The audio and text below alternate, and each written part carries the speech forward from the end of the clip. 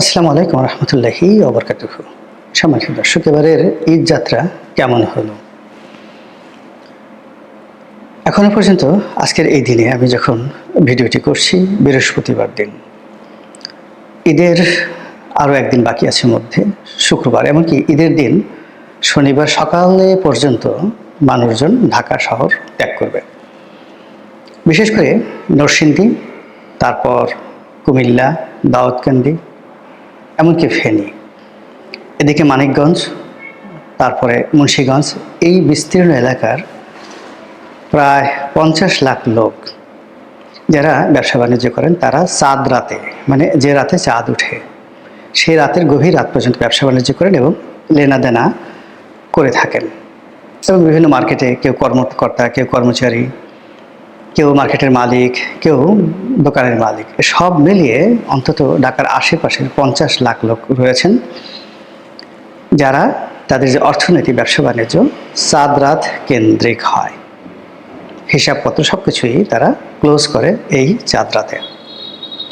তো সেই অর্থে শুক্রবার দিন রাত 12টা-1টা পর্যন্ত দেখা গেল যে তাদের হিসাব নিকাশ চলবে, বা 2টা-3টা পর্যন্ত হিসাব নিকাশ চলবে।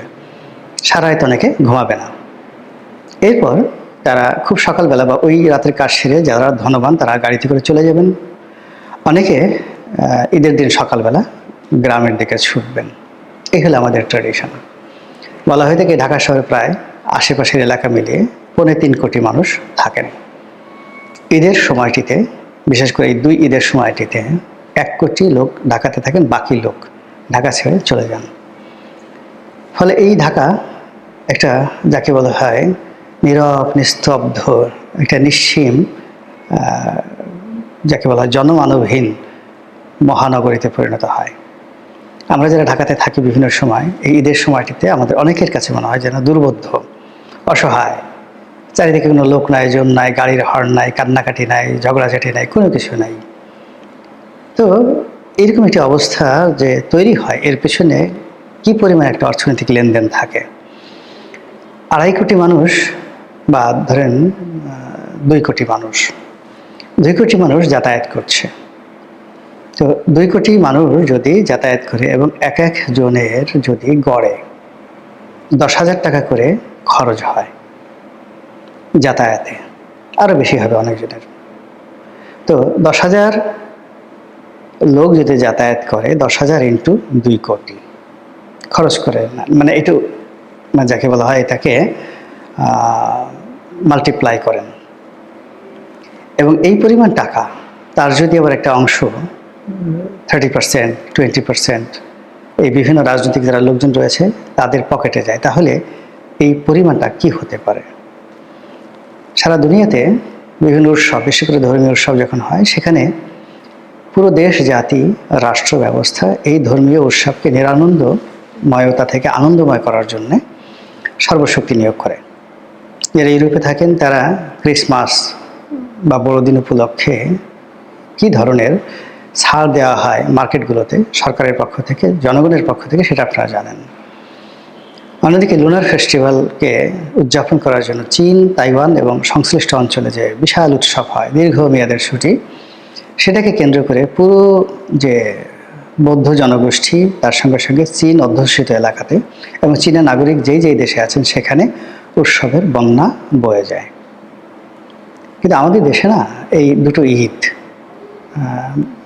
পবিত্র ঈদ উল ফিতর এবং ঈদ উল আজহা, এই দুটোতেই মানুষকে কুরবানি করার জন্য এক ধরনের পশু মানুষ থেকে পশুত্বে তারা রূপান্তরিত হয়ে যায়।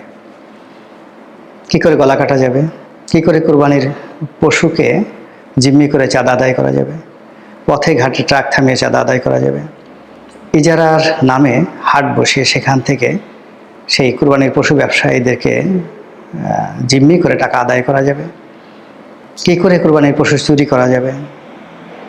তারপর যারা পশু ক্রয় করতে যান তাদের টার্গেট থাকে যে কী করে 2টো পয়সা কমানো যায়, কী করে মানে বার্গেনিং করে বিপদে ফেলে যারা পশু ব্যবসায়ী বা যারা খামারি তাদেরকে ঠকানো যায়। একবারও একটা গরু, একটা ছাগল কিনতে গিয়ে আমরা চিন্তা করি না যে এর পেছনে যিনি শ্রম দিয়েছেন তার কত টাকা বিনিয়োগ হয়েছে। আমরা যদি যে বছর পশুর বাজার যাকে বলা হয় নিম্নগামী থাকে, আমরা মহা খুশি আমজনতা যে এইবার খুব কম দামে কুরবানি দিয়েছি। কৃষকের কান্না কখনোই আমাদেরকে বিগলিত করে না। এইগুলো আমজনতার অবস্থা। তাহলে আমজনতা যদি এই অবস্থা হয়, তাহলে সন্ত্রাসী, চাঁদাবাজ, রাজধানী, রাজনীতির নামে যারা মুনাফিকি করেন তাদের অবস্থা কি হয়? অন্যদিকে এই যে ঈদুল ফিতর, ঈদুল ফিতরটা এখানে উদযাপিত হয়, কেনাকাটার একটা ধুম পড়ে যায়। খেজুর, ছোলা বুট, পেঁয়াজু, তেল, মানে নিত্য প্রয়োজনীয় সামগ্রীর মধ্যে মসুরির ডাল, তারপর বেসন, মুড়ি, কাঁচামরিচ, লেবু, সালাতের আইটেম, মানে অন্তত 100টি পণ্য রোজার মাসে অন্য যে কোনো মাসের তুলনায় 5 times to 10 times, 5 থেকে 10 গুণ বেশি ব্যবহৃত হয়। রমরমা ব্যবসা, ভীষণ রকম রমরমা ব্যবসা। এবং এটাকে কেন্দ্র করে কৃষক থেকে শুরু করে ফড়িয়া, দালাল, আড়তদার, ট্রান্সপোর্ট ব্যবসায়ী, মাস্তান, চাঁদাবাজ, পরিবহন ব্যবসায়ী, সবাই এটাকে একটা যাকে বলা হয় চাঁদাবাজির একটা সিজন হিসেবে গ্রহণ করে নেয়। এর বাইরে সরকারি অফিসগুলোতেও কাজকর্মে ধুম পড়ে যায়। তারা ঘুষের রেট বাড়িয়ে দেয়, কাজের পরিমাণ কমিয়ে দেয়, নামাজের ওসিলা করে তারা বসে থাকে এবং অন্য সময় যে ঘুষ 1000 টাকা, সেই ঘুষ এই সময়টাতে সে 3000, 4000 টাকা হয়ে যায়। ফলে রোজাদার, ইমানদার, ব্যবসায়ী যারা আছে, কর্মচারী, কর্মকর্তা, রাষ্ট্রীয় কর্মকর্তা, কর্মচারীদের যে উৎকোচ গ্রহণ, ঘুষ গ্রহণের যে তাণ্ডব, সেই তাণ্ডবে তাদের জীবন তছনছ হয়ে যায়। আর সবচেয়ে বেশি যন্ত্রণা দেয় ঈদের আগে এবং পরে এই চাঁদাবাজি, পরিবহন সেক্টরে চাঁদাবাজি। এইবার যিনি মন্ত্রী হয়েছেন মিস্টার রবিউল, তিনি ক্ষমতা আসার পরে চমক সৃষ্টি করার চেষ্টা করেছেন। আবার নানা রকম বেফাঁস কথাবার্তা বলে ইতিমধ্যে অনেক বিতর্ক তৈরি করে ফেলেছেন।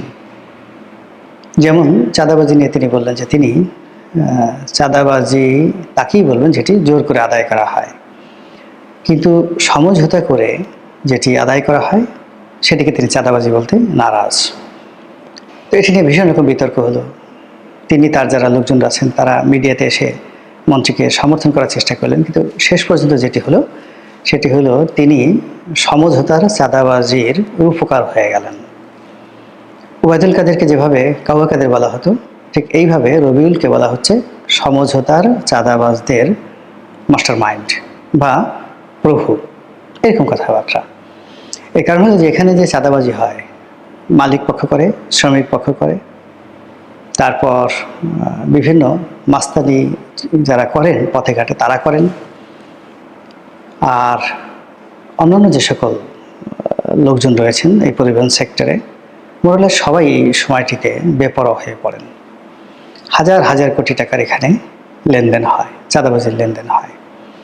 এই লেনদেন বিভিন্ন হাত হয়ে জায়গা মতো পৌঁছে যায়। আগের যে ওবায়দুল কাদের সাহেব ছিলেন, সেই জমানাতে যারা এই পরিবহন সেক্টরে চাঁদাবাজি করতেন, জাতীয় পার্টির মশিউর রহমান রাঙা, তারপর সেই জনাব শাহজাহান খান, তারা এই টোটাল জিনিসটা নিয়ন্ত্রণ করতেন, টোটাল পরিবহন সেক্টর। এমনকি পরবর্তীতে নৌ সেক্টর, বন্দরও এবং গার্মেন্টস সেক্টরও কিন্তু তারা নিয়ে আসছিল তাদের হাওতার মধ্যে।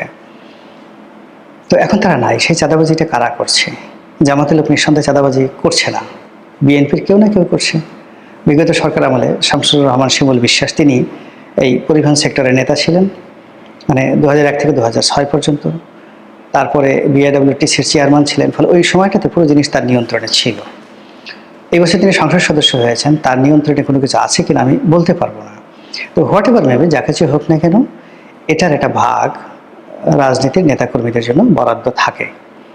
এখন ওবায়দুল কাদের সাহেব এই চাঁদা নিত কি নিতেন না, এটা ওবায়দুল কাদের সাহেব ভালো বলতে পারেন, কিন্তু তার জন্য বরাদ্দ ছিল। তিনি হয়তো একটা ঘড়ি নিয়ে বা একটা টাই নিয়ে সন্তুষ্ট থাকতেন, কিন্তু এ জমানাতে অনেকে সেটা মানে বলবো যে না, মানে কোনো কাইন্ড হবে না, আই নিড ক্যাশ, আমার ক্যাশ দরকার। এরকম কিছু হচ্ছে কি হচ্ছে না ডাজ নট ম্যাটার, কিন্তু যে বিষয়টা সেটা হলো যে মন্ত্রী মহোদয় বিতর্কিত হয়ে পড়েছেন তার সেই বক্তব্যের দ্বারা। এবং এটা এই ঈদের এই সময়টিতে আরও বেশি এই সন্দেহটা বদ্ধমূল হয়েছে। এর কারণ হলো মন্ত্রী বারবার মালিক, শ্রমিক, চাঁদাবাজ এদের পক্ষে কথা বলেছেন। তিনি আসল সিনিয়রিটি স্বীকার করেননি। তিনি বারবার বলার চেষ্টা করেছেন যে একটি পয়সা ভাড়া নেওয়া বেশি নেওয়া হচ্ছে না, বরং ক্ষেত্র বিশেষে যা ভাড়া, চার্টের যে ভাড়া তার চেয়ে 30-35 টাকা বেশি নেওয়া হচ্ছে। অথচ কাউন্টারের বাইরে যেখানে বাস থামে এবং যেখান থেকে বেশিরভাগ যাত্রী ওঠে, সেখানে সবাই বলাবলি করছে যে 150 টাকার ভাড়া 500 টাকা চাওয়া হচ্ছে, 300 টাকার ভাড়া 900 টাকা নেওয়া হচ্ছে। এবং এবার এই প্রথম চাঁদাবাজির কোনো বাবা মা নেই। যে যেভাবে পারছে এবং যে যেখান থেকে পারছে সেটা তারা কালেকশন করছে এবং নির্দয়ভাবে, নিষ্ঠুরভাবে। আমরা অনেকগুলো মর্মান্তিক দুর্ঘটনা দেখেছি। তাড়াহুড়া করে উঠতে গিয়ে লঞ্চের মধ্যে, 2 লঞ্চের মধ্যে পড়ে সঙ্গে সঙ্গে মারা গেছেন। সড়কে অনেকগুলো মর্মান্তিক দুর্ঘটনা হয়েছে। তারপর মালবাহী ট্রাকের ছাদের উপর উঠতে গিয়ে বহু নারী, বহু পুরুষ আহত হয়েছেন, লাঞ্ছিত হয়েছেন, অপমানিত হয়েছেন। তারপরেও তাদেরকে দেশে যেতেই হবে। তো এই যে আবহমান বাংলার যে মানুষের মন মানসিকতা এবং চিন্তা চেতনা, আমরা বিভিন্ন সময় আমরা সামাজিক মাধ্যমগুলোতে চেষ্টা করেছি এর বিরুদ্ধে কথা বলার জন্য, কিন্তু কোনো কাজের কাজ হয়নি। মানুষ বরং আগের চাইতে আরও বেশি গ্রামমুখী হচ্ছেন, নারী টানে যাচ্ছেন এবং এটাই তাদের একটা অস্তিত্ব। এবং এইটাকে ভিত্তি করে যারা আন্ডারওয়ার্ল্ডের একটা ব্যবসা দাঁড় করিয়ে ফেলেছেন, চাঁদাবাজির।